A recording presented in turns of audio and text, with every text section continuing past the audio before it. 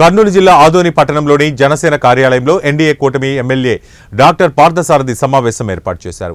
మొట్టమొదటిసారిగా భారీ మెజార్టీతో గెలిపించిన నియోజకవర్గ ప్రజలకు కృతజ్ఞతలు తెలిపారు. తనకు ఎమ్మెల్యే పదవి ఇచ్చినందుకు వాళ్ల రుణం తీర్చుకుంటారని, వారికి కష్టం వస్తే ఖచ్చితంగా వారి పక్కన నిలబడి సమస్యలు తీరుస్తానని భరోసా ఇచ్చారు. ప్రతి ఒక్కరూ తన కుటుంబమని, ఎలాంటి అవాంఛనీయ సంఘటనలు జరగకుండా చూసుకుంటారన్నారు. ఎక్కడ అన్యాయాలు, అక్రమాలు, దౌర్జన్యాలు జరిగినా ఊరుకునే ప్రసక్తి లేదని, వారిపై చట్టపరమైన చర్యలు తీసుకుంటారని అన్నారు. భూ కబ్జా అన్న మాట ఎక్కడా వినపడకూడదని, నష్టపోయిన బాధితులందరికీ న్యాయం చేస్తానని తెలిపారు.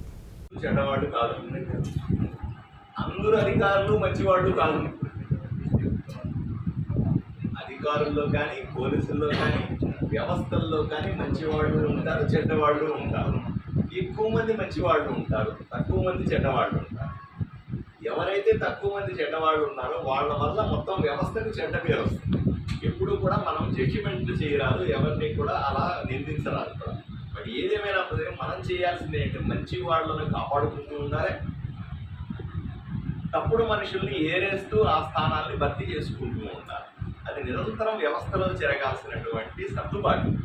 దాన్ని భూతద్దంలో చూడొద్దని, ఆదోనికి ఎవరెవరైతే మంచి ఆఫీసరో, ఆదోనికి ఎవరెవరైతే మంచి పోలీసో, ఆదోనికి ఎవరెవరైతే మంచి అధికారో, ఆదోనికి ఎవరెవరైతే ఉపయోగపడతారో వాళ్ళందరినీ ఆదోనిలో పెట్టుకునే బాధ్యత రాదు.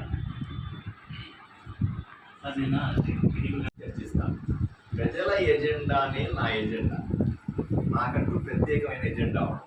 మామూలుగా ఏమవుతుందంటే, ఎమ్మెల్యే అవ్వగానే ఎవరైనా సరే ఏం చేస్తారు, ఎక్కడ కాంట్రాక్ట్లు ఉన్నాయి దాంట్లో కమిషన్ వస్తుంది, ఎక్కడ భూములు ఉన్నాయి దాని నుంచి కూడా డబ్బులు వస్తాయి, ఎన్నికల్లో ఖర్చు పెట్టిన డబ్బులంతా కూడా ఏదో విధంగా రాబట్టాలా, ఇటువంటి పనిలో ఉంటాడు.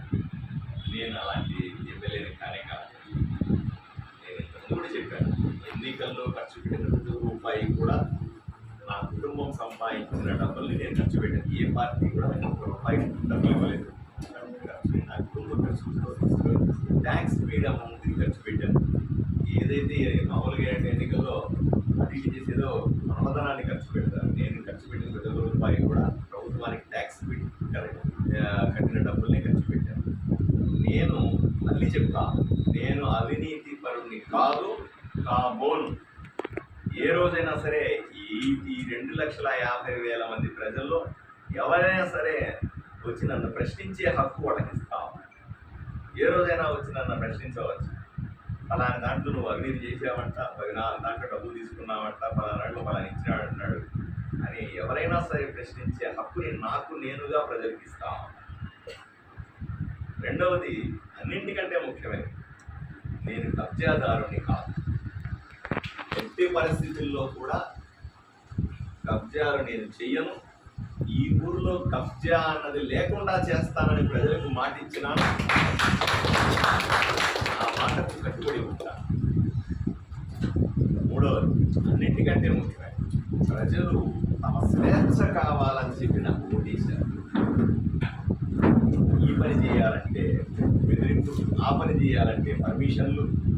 మేము ఏం పని చేయాలన్నా సరే ఎమ్మెల్యే పర్మిషన్ తీసుకుని చెయ్యాలా అనే సాంప్రదాయాన్ని నేను మార్చి, ప్రజలు స్వేచ్ఛగా తాము సంతోషంగా బతకడానికి నేను పూర్తిగా సహకరిస్తాను. ఏ రోజు కూడా ఎవరిని బెదిరించడానికి కానీ, ఎవరిని భయపెట్టడానికి కానీ, ఎవరి మీద దాడి చేయడానికి నేను ఏ రోజు కూరుకోనని ప్రజలకు హామీ ఇస్తా ఉన్నాను.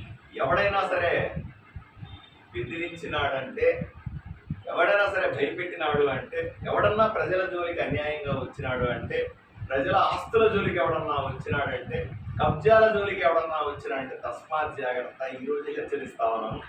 దయచేసి అన్నీ మర్చుకొని పక్క నియోజకవర్గాలకు వెళ్ళిపోండి. ఆదోనిలో మాత్రమే ఈ రోజు నుంచి ఇది సాగవు అని స్పష్టమైన నేను హెచ్చరిక చేస్తాను.